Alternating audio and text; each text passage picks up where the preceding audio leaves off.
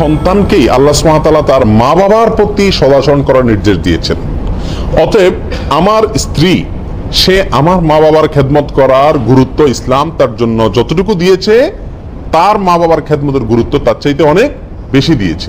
নিয়ম তো হলো আমি আমার মা বাবার খেদমত করব, আমার ওয়াইফ তার মা বাবার খেদমত সাধ্য অনুযায়ী করবে, যতটুকু সাধ্যে কুলায়।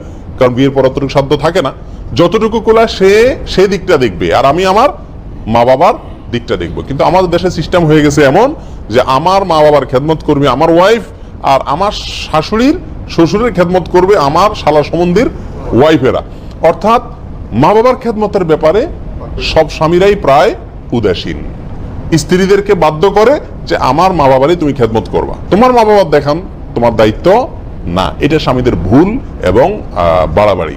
এই জিনিসটা স্বামীদের খেয়াল করা উচিত, মনে রাখা উচিত। মা বাবার সাথে সম্পর্ক ছিন্ন করতে বাধ্য করা, মা বাবার সাথে যোগাযোগ না করতে দেওয়া, ভাই বোনের সাথে যোগাযোগ না করতে দেওয়া, এগুলো স্বামীদের বড় ধরনের অন্যায়। যদি এরকম করেন, আল্লাহর কাঠগড়া আসামি হিসাবে স্বামীরা দাঁড়াবেন।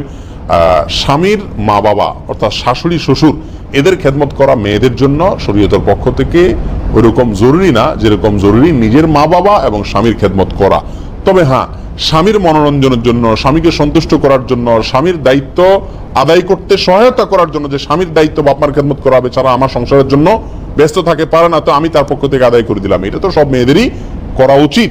কিন্তু সেই সুযোগ পেয়ে স্বামীরা একেবারে পুরা মা বাবার আপনার কাজের বুয়া বানায় দেওয়া নিজের স্ত্রীকে, এটা স্বামীদের জন্য অনুচিত এবং অন্যায়। বিশেষ করে যদি সাধ্য থাকে বিকল্প কোনো পথে মা বাবার খেদমত করার, তাহলে নিজের বউকে কাজের মেয়ের মতো মা বাবার খেদমত করতে বাধ্য করে দেওয়া